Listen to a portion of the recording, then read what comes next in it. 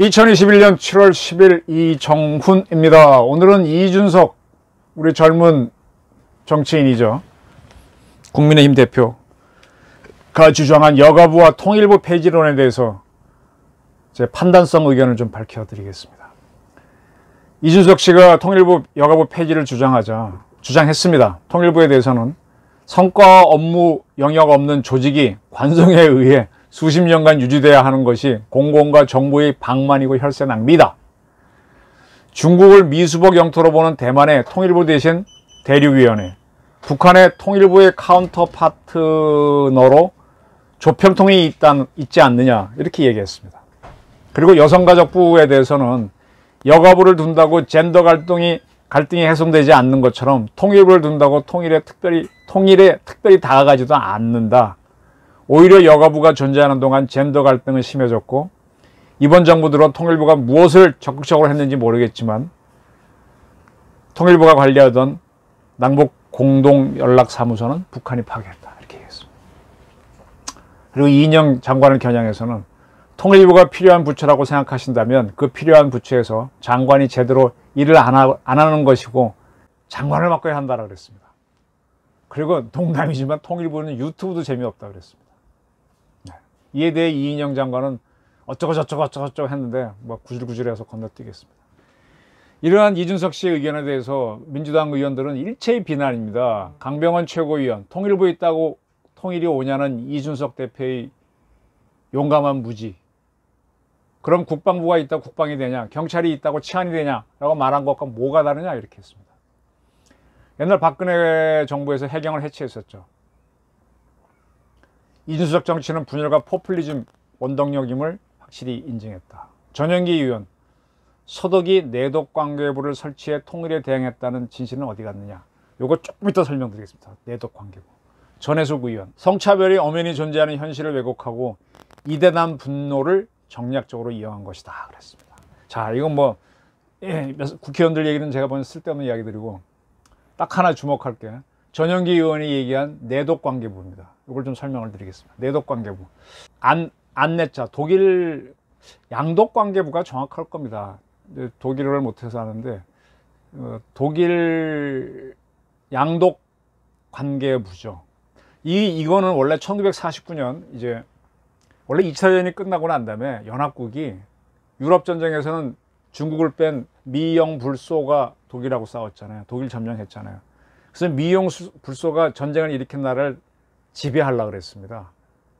그 지배해서 합의가 돼서 나중에 독립을 시키더라도 일단 지배를 하려고 그랬습니다.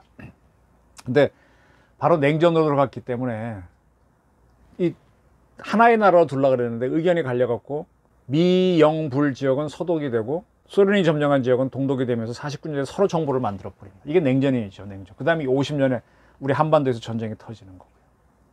이때 서독, 지금 그 후에 서독으로 불린 정부가 독일의 정통성을 이었기 때문에 그 앞에 정부는 그 유명한 바이마르 정부였잖아요. 근데 이 정부는 이제 연방 정부를 선언하면서, 그리고 이제 여러 부서를 만듭니다. 그리고 이제 동독, 소련이 지배한 지역은 우리가 통치해야 되는데 지금 못한다라는 개념으로 전 독일 문제부, 전체 독일 문제부라고 하는 부서를 만들어요. 근데 연방 정부니까 모든 부서 앞에 연방이라는 단어가 들어가죠. 전 독일 문제부를 줄여서 전독부라고 부릅니다. 독일을 독자로 약칭하니까. 그때 49년도에 이제 아데나워 총리가 서독을 정부로 세우고 할 때, 그때 그 외교부 장관이 할슈타인인데, 동독은 괴뢰 정권이다, 소련이 만든. 반공 노선을 유지하면서 동독을 인정 안 한다. 동독을 인정하는 나라하고는 서독은 국교도 맺지 않고 적대시한다 라는 할슈타인 원칙을 발표하죠. 그래서 독일이 쭉 갑니다. 근데 이제 빌리 브란트라고 하는 이제 3인당 정권이 들어서면서 동방 정책을 펴면서 할슈타인 원칙을 파괴하죠. 그러면서 무슨 주장을 하는가 하면은 이제 동서독 통일은 안 하겠다. 완전히 별개의 나라로 살자. 그래서 우리도 지금 민족 갈등을 민족이 왼쪽에 지금 더 큰 갈등이 있는데, 그런 개념을 내세우면서 동독과 서로 평화적으로 별개의 나라로 가자고 하면서 동서독 기본조약을 맺습니다. 한국과 일본이 기본조약 맺는 것처럼. 그렇게 하니까 이제 독일 동독 문제를 다루는 전독부가 필요 없어지니까 그걸 69년도 10월에 없앱니다. 그리고 동독을 정식 국가로 인정했으니까 그냥 외교부에서 동독하고 관계를 하면 되는데, 그래도 같은 민족이라고 양독 관계부, 양독일 관계부, 동서독 관계부를 외교부와 별도로 하나 만들죠. 이게 줄여서 양독 관계부, 양독부라고 합니다. 이거를 아까 누구죠? 내독부라고, 내독 관계부라고 한 건 전영기 의원입니다. 예. 그래서 이제 양독부가 있었죠. 양독부를 쭉 운영했는데 서독이 어떻게 운영하냐? 서독의 정보기관이, 해외 정보기관이 BND입니다. 연방정보부인데, 그 BND가 미국의 CIA랑 더불어서 계속 동독 뒤집는 전복 공작을 하게 되죠. 민주화 운동을 집어넣고. 그 다음에 이 양독 관계부는 이제 동독하고 민주화 서로 이제 외교 관계를 맺고 서로 자유왕래하기로 했잖아요. 자유왕래 하니까 이제 서독에서 발행되는 신문, 방송, 그걸 다 저쪽에서 볼 수 있게 되는 거예요. 물론 동독 것도 보는 겁니다. 자유왕래하고. 그렇게 들어갈 때 이 서독의 체제를 집어넣는 겁니다. 그러니까 공개된 민주 전파는 양독 관계부가 하고, 그 다음에 BND는 뒤에서 오퍼레이션을 한 거죠. 그 결과 라이프치히에 있는 성 니콜라스 교회에서 촛불 시위가 일어납니다. 처음에는 여행 자유화 시위인데 그게 민주화 시위로 일어나면서 동독의 촛불 시위가 동독의 호네커 정권을 무너뜨리면서 독일 통일로 가는 겁니다. 대한민국에서는 대한민국 민주국가인데 대한민국을 흔들어 버리자는 촛불 시위가 일어났는데 거꾸로 일어난 거죠. 1989년 11월 20일 라이프치히에서 성 니콜라스 교회에서 촛불 시위가 점령해서 전체 라이프치히의 시위가 되는데 월요일마다 시위를 했어요. 우리는 뭐 위안부 단체가 매주 수요 시위하는데, 이쪽에서는 동독에서 시위를 했습니다. 그때 우리는 한민족이다라는 시위가 구호가 나옵니다. 통일로 간 조짐이 보이는 거죠.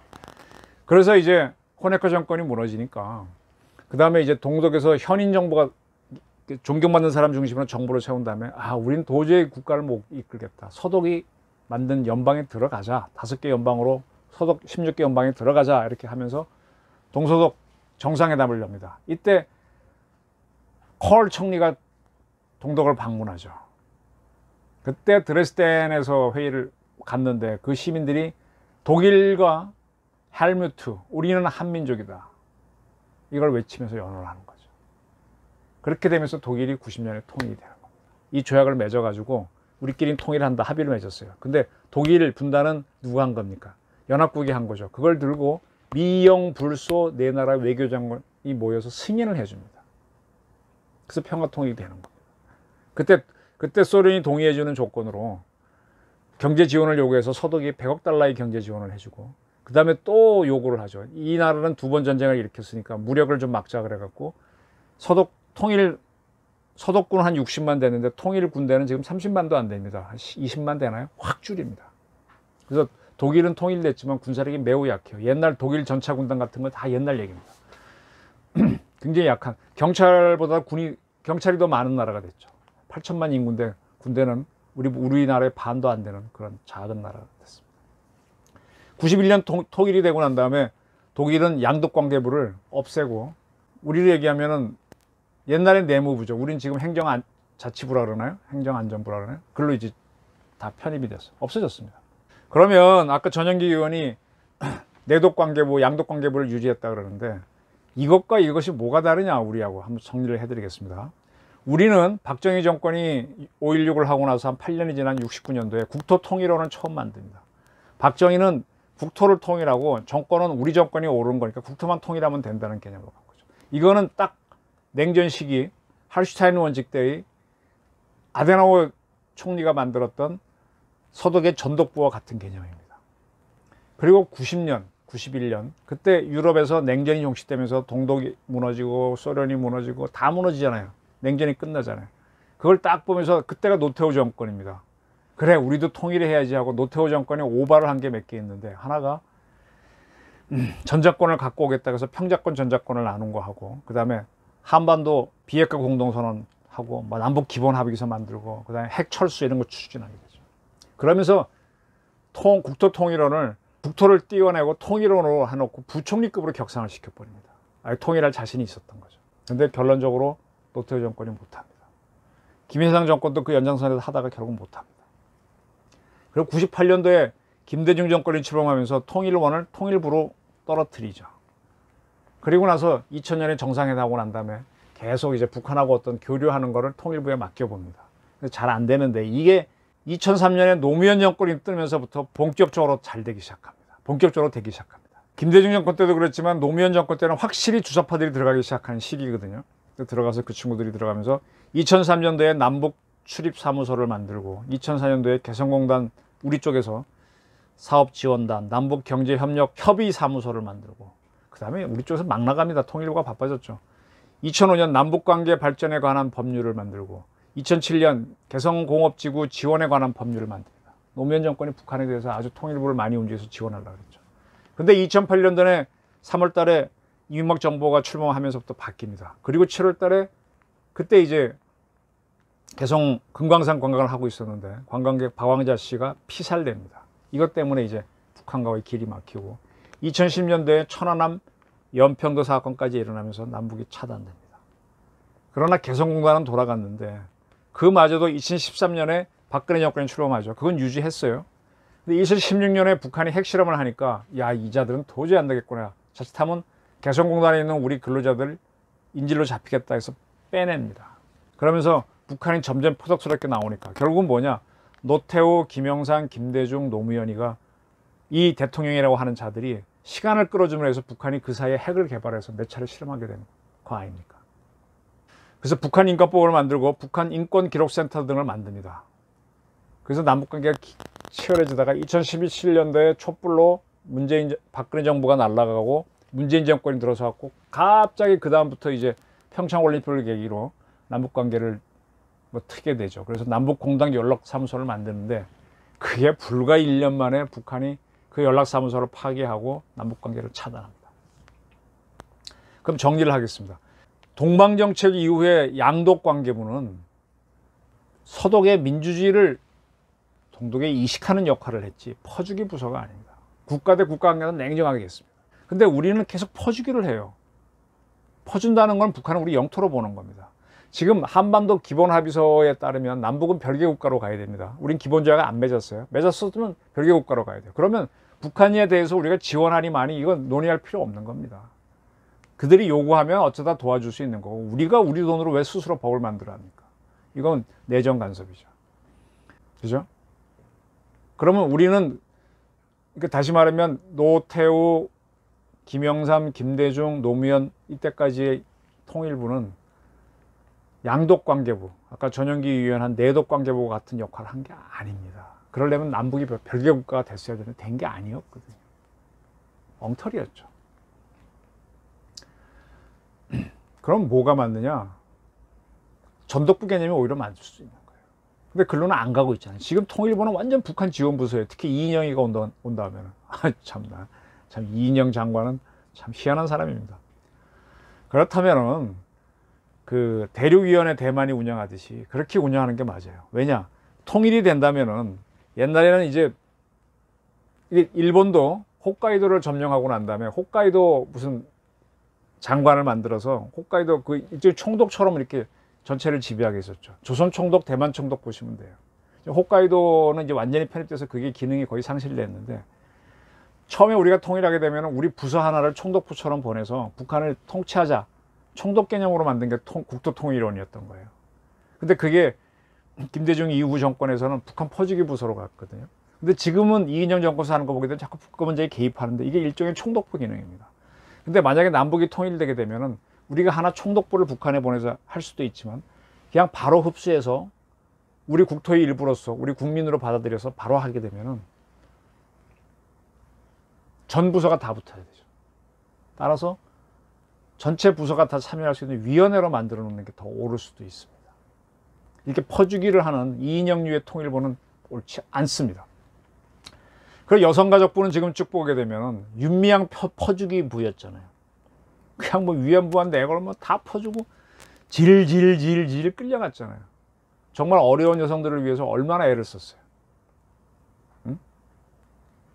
가족을 위해서, 가족부인데 가족을 위해서는 한 게 뭐가 있습니까? 또 가족을 위해서 국가가 할 게 또 뭐가 있어요? 가족은 개인들이 해야지. 가족 문제까지 정부가 개입하게 되면 그건 독재죠. 5호 담당제지. 참. 그리고 지금 뭐 자치기관이라든지 보건복지부 통해서 가족 문제, 복지 문제 다 하고 있는데 무슨 가족부가 뭐가 필요해요? 그 여성 문제는 어떻게 여성만 다룹니까? 남성하고 같이 가야지. 그러니까 이건 결국은 여성들 표를 끌기 위한 거였고 아무것도 아니거든요. 장관 들여서 내 사람 자리 안 주기 위한 거였으니까. 이젠 끝내야 됩니다.